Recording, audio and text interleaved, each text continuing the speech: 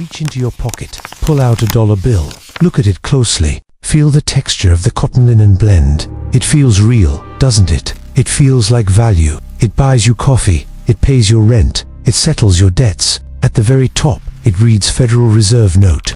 Now, ask yourself a question that, on the surface, seems completely absurd. A question that, if you truly try to answer it, might just shatter your understanding of the global economy. That piece of paper is a note.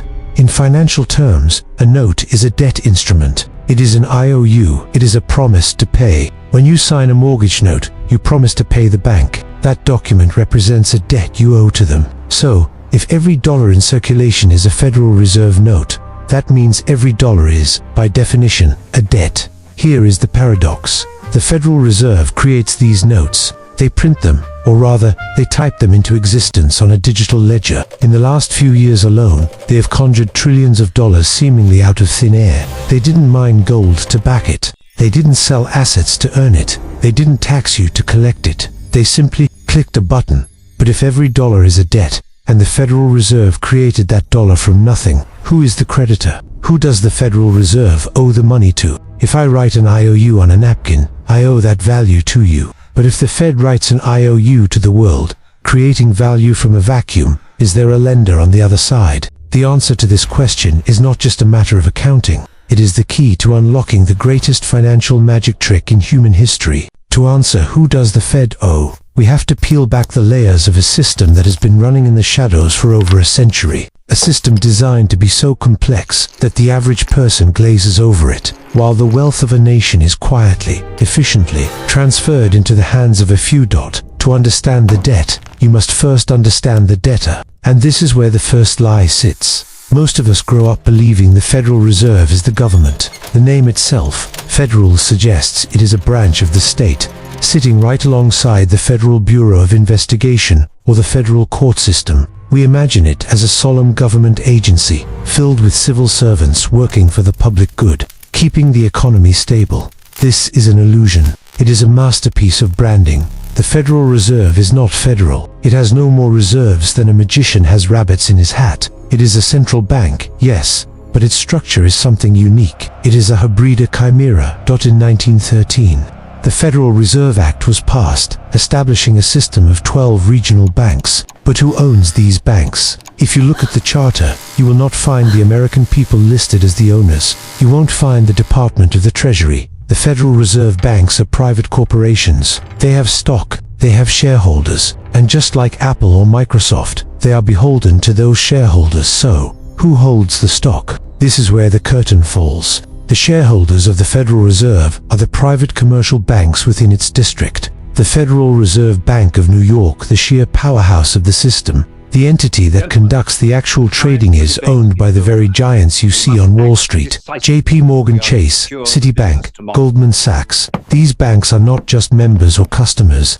They are the owners. They hold the stock, and by law, they are guaranteed a 6% annual dividend on that stock. Let that sink in for a moment. In a world of volatile markets, crashes, and recessions, the private banks that own the Federal Reserve are legally guaranteed a risk-free return on their ownership shares, paid before the US Treasury sees a dime of profit. It is a private banking cartel that has been granted a government monopoly on the creation of currency. It is as if the casino owners were also allowed to print the chips, and the house was legally mandated to win. How did this happen? How did a sovereign nation hand over the keys to its currency to a private group of bankers? It wasn't an accident. It was a coup. The story goes back to a secret meeting in November 1910. A private railroad car with the shades drawn left New Jersey, carrying some of the most powerful men in the world. Senator Nelson Aldrich, bankers from the Morgan Empire, and representatives of the Rockefeller and Rothschild interests.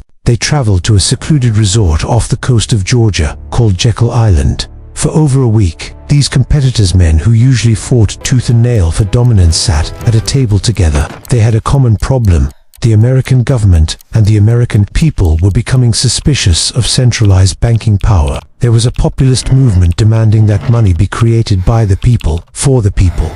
The bankers needed a solution. They needed a central bank that they could control. But it had to look like a government agency. It had to appear to be a stabilizing force for the public good. They drafted the legislation that would become the Federal Reserve Act. They returned to Washington and, through a series of political maneuvers and a weary Congress just before Christmas break in 1913, the act was passed. Woodrow Wilson signed it, later reportedly regretting the decision, realizing he had unwittingly ruined his country. The power to coin money, a power explicitly given to Congress by the Constitution, was effectively outsourced to a private board. The government would no longer create its own money. It would borrow it. This brings us to the mechanism. How does the printing actually happen? This process is often described in confusing economic jargon: quantitative easing, open market operations, liquidity injection. These words are designed to be boring. They are designed to make you stop listening. But let's strip away the jargon and look at the raw transaction. This is the engine of the wealth transfer. Imagine the United States government creates a budget. They want to spend more than they have collected in taxes. This is a deficit. To fill that hole, the Treasury issues a bond. A bond is simply a fancy IOU. It's a piece of paper that says, "Loan me $1 billion, and I promise to pay you back in 10 years with interest." The government holds a bond auction. Banks buy some, China buys some, pension funds buy some. But let's say the Federal Reserve steps in. They decide to buy that bond. Here is the magic trick. When you or I buy a bond, we use money we earned. We worked for it, saved it, and transferred it. When the Federal Reserve buys a bond, they do not check their bank account. They do not sell gold. They open a computer, select the account of the seller, the government, or a bank, and they simply type in the number. If they want to buy $1 billion in bonds, they type $1 billion into the Treasury's account. In that millisecond, $1 billion of new money is born. It did not exist before that keystroke. It is created solely by the act of the Federal Reserve buying debt. Now, follow the money.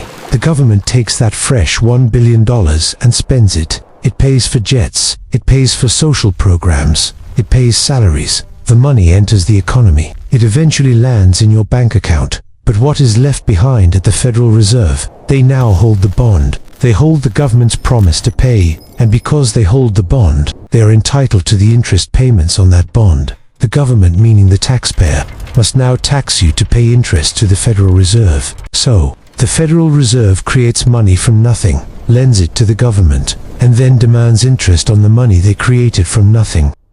Critics will rush to say, wait, the Federal Reserve returns its profits to the Treasury. This is the standard defense, and it is true, after expenses. But look at the order of operations. The Federal Reserve collects billions in interest from the government. From that massive pile of cash, they first pay their operating expenses. They pay for their marble buildings, their thousands of employees, their jets, and their conferences. Then, importantly, they pay the dividends to the private member banks. The shareholders get paid only after the private banks have taken their cut and the operational costs are covered. Is the remnant returned to the Treasury? But the deeper issue isn't just the profit, it's the control. By deciding when to buy bonds and when to sell them, the Federal Reserve controls the interest rates. They control the price of money itself. They can stimulate a boom or trigger a recession.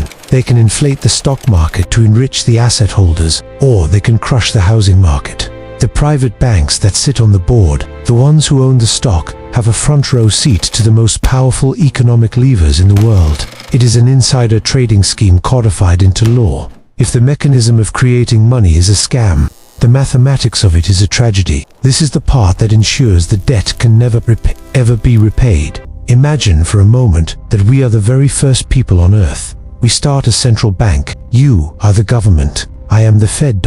We need money. I say, okay, I will lend you $100. I type $100 into existence and give it to you. You now have $100 to circulate in your economy. But I lend it to you at 5% interest. You owe me $105. Here is the problem. I only created $100. The $5 for the interest does not exist. The only way you can pay me back, the principal plus the interest, is if I create more money. So, you come back to me and borrow another $5 to pay the interest. But now you owe interest on that $5 as well. This is a simplified model, but it accurately describes our global monetary system. Money is created as the principal of a loan. but the interest is never created. There is always more debt in the system than there is money to pay it.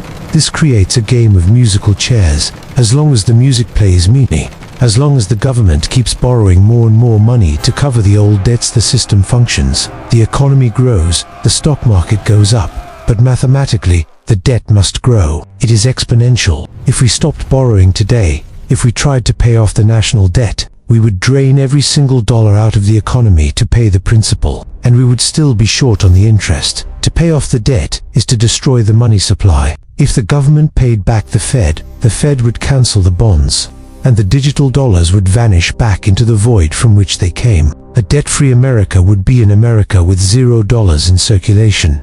The system is designed to be a trap. It requires permanent, expanding debt to prevent collapse. We are running on a treadmill that is speeding up, and we are forced to borrow from the future just to survive the present. You might wonder, if this is so obvious, why hasn't a president stopped it? Why hasn't Congress audited the Fed and taken back control? History suggests that challenging the central bank is the most dangerous thing a politician can do.